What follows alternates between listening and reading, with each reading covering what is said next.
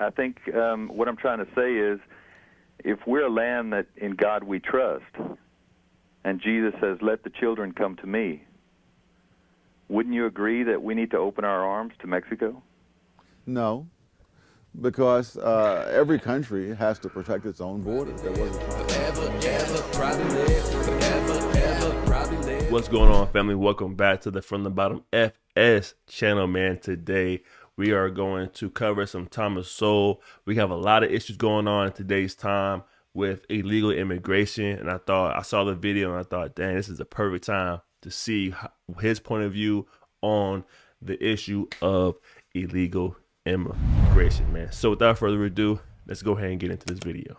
Come on. There are no more unsettled continents waiting for humans to populate them. No new lands where people can shed the social and cultural baggage of the old world and start fresh. And yet, more people are trying to move in search of better opportunities than ever before. This book is a remarkable piece of research into why and how human beings have migrated in the past. And what about the present, and especially our future? Is the experience of the past, in this case, a reliable compass for the future? Thanks for being here. Thanks for having me. This book is really quite an achievement in tracing the history of migrations throughout the world. What would you say is the most important lesson it teaches us as we debate the issue today? Well, first of all, it says that there is no such thing as immigrants in general, that there are immigrants from different places with radically different skills, that every group has a very pronounced pattern, has a pronounced pattern of skills.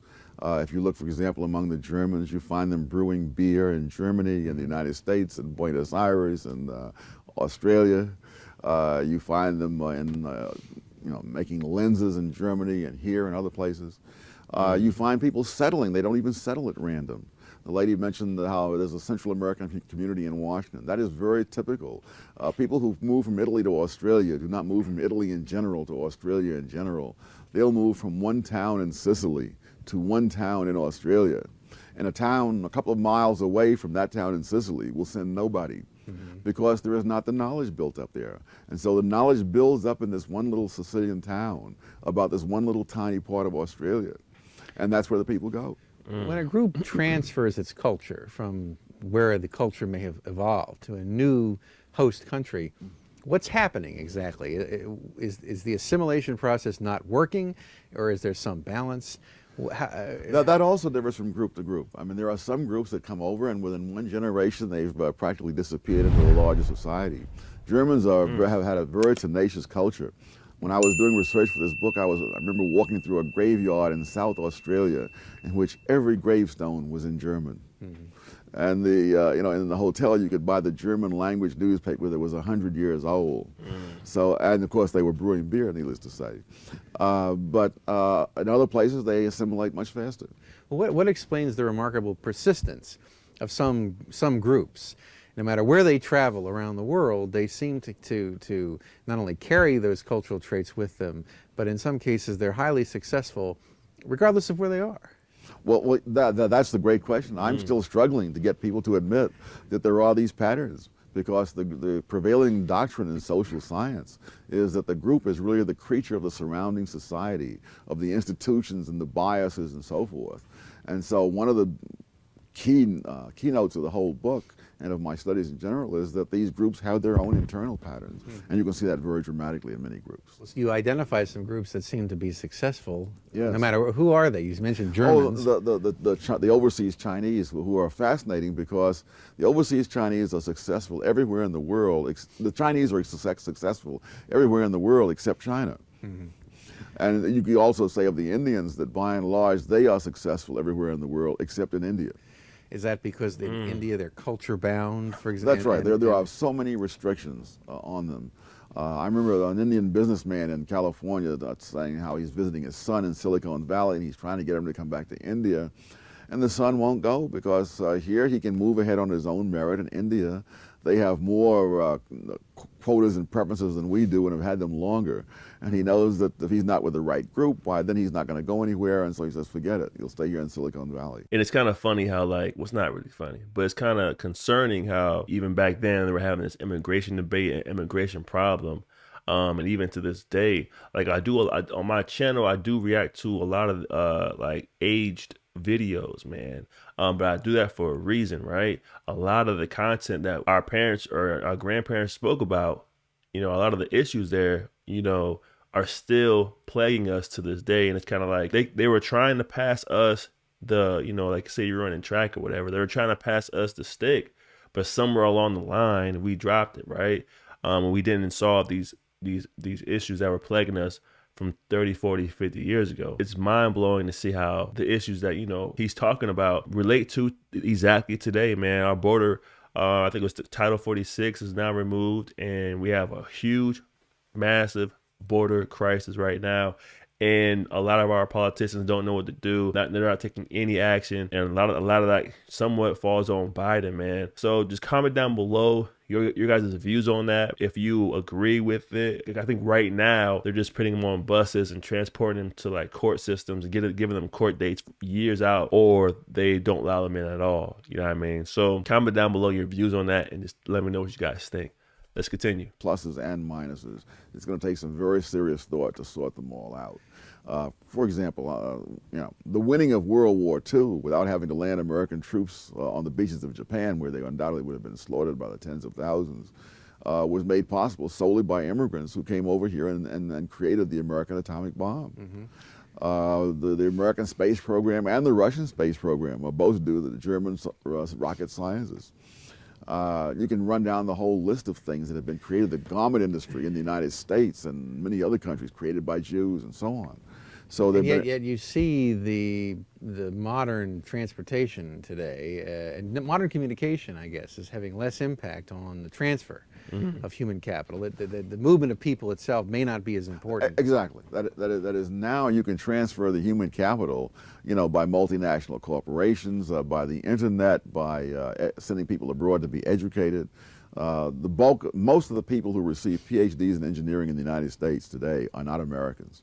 A lot of people don't like that. Crazy. That's right. Americans don't have the education in many cases to stand up to that kind of rigorous work.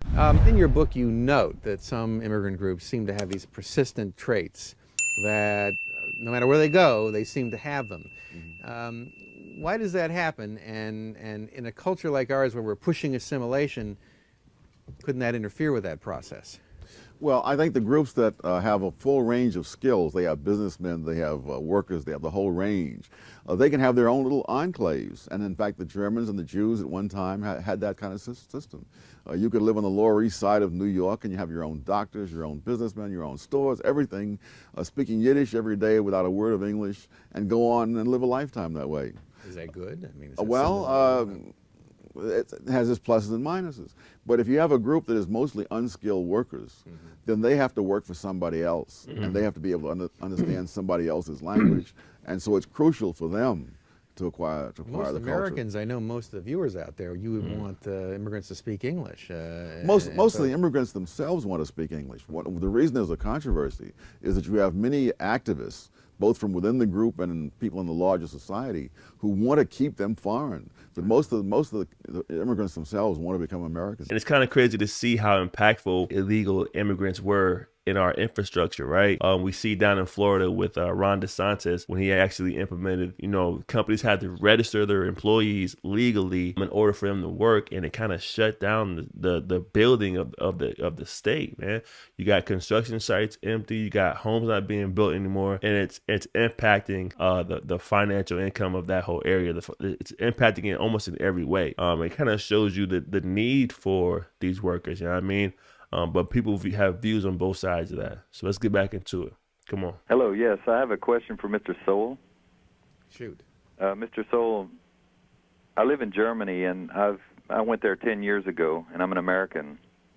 And when the borders fell in Berlin, and we let East Germany be a part of West Germany, now we're all one, we realized something that is basically happening with Mexico here in America. And my question is, because of Yugoslavia and all of the other countries that are infiltrating into Germany, don't you think there's a lot more land here in America, and why the greed? You lost me about greed. Well, I think what I'm trying to say is, if we're a land that in God we trust, and Jesus says, let the children come to me, Wouldn't you agree that we need to open our arms to Mexico? No, because every country has to protect its own borders. There was a time. Hold on. See, that's one thing I like about him, man. He is so blunt and unemotional, and everything he states is just off, what he can research and study, man. That's the only reason. Like, that's one of the main things that I keep that keeps me. Wouldn't you agree that we need to open our arms to Mexico? No, because every country has to protect its own borders. There was a time when virtually every country in the Western Hemisphere not only allowed but encouraged immigration on a massive scale because they had the land and they needed the resources and so on. It's not at all clear that if you were to throw the borders wide open and let anyone come who wants to, that this would still be the same country 50 years from now. Right. And so, in a sense, you can't let everybody come to America, because if everybody came to America, it wouldn't be America anymore. So that's not an option that we have. The most we can do is try to weigh many very different kinds of considerations. Well, judging from the success of various groups in your book, who should come to America? How should we decide? Oh, that's a much tougher one, but I think that we should say that we do have the right to decide. Right. And if people who come here from country X do well and make America a better place, then let more people come here from country X. Right. And if people who come from country Y simply come here and become a burden on the American taxpayers, then less people should come from country Y. One of the problems we have is that the welfare state makes it very expensive to let immigrants in.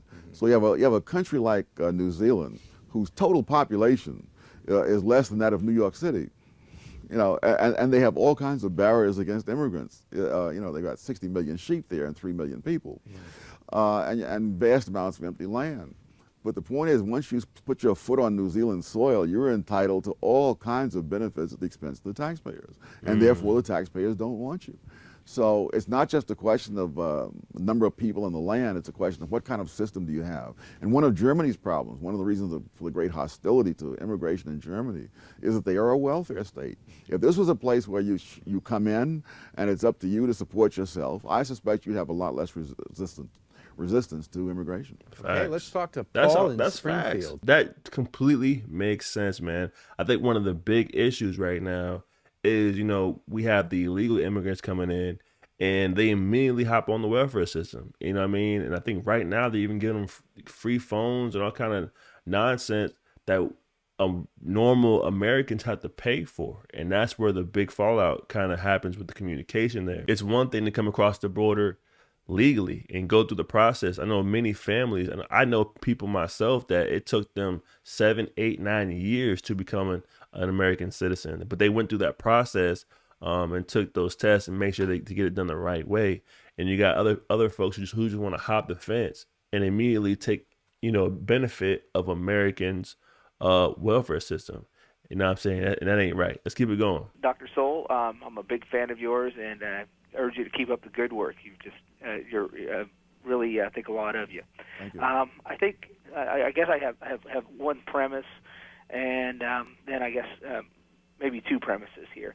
I think that it's important that for the sake of our national identity and for public policy reasons, I think that immigrants largely assimilate. They learn to speak the language. They learn the bourgeois work ethic and these sorts of things. And I guess kind of is proof of that is that before we had this huge welfare safety net, immigrants who came here had to learn those sorts of things, and they seemed to be absorbed into American society quicker, simply because of necessity. They had to become one of us, so to say. And I would just like your comments on that. Oh, absolutely, no question about it. While some groups did retain their languages and customs and so on, even the Germans eventually began to speak English. And once the younger generation came along and learned English, why then the whole group over time very quickly became assimilated. But again, it is the welfare state, and it's more than that. It's the so-called multiculturalism, which is really encouraging people to paint themselves into their own little corners and try to make it on their own. And that is one of the most horrible thoughts to me, because if there's one thing I've learned from all the years I've spent doing the research for this book, It is that every nation, every great civilization has borrowed heavily from the rest of the world. I mean, the very paper that we use, was invented in China. The letters were Latin. The numbers came from India. You go through the whole list there. And what you're saying to various people is you're to be off in your own little world and make it all on your own. And I just don't think that can be done. No one's done it so far. All right, you guys. So that was Thomas Sowell giving us his breakdown on illegal immigration. Basically, there's pros and there's cons, y'all. All right. But at the end of the day, you want to follow the process of the country that you're trying to go into. You don't want to be the individual coming into the borders illegally at the end of the day, man. So make sure you guys click like, subscribe to this content. And until next time, y'all be safe out there. Peace.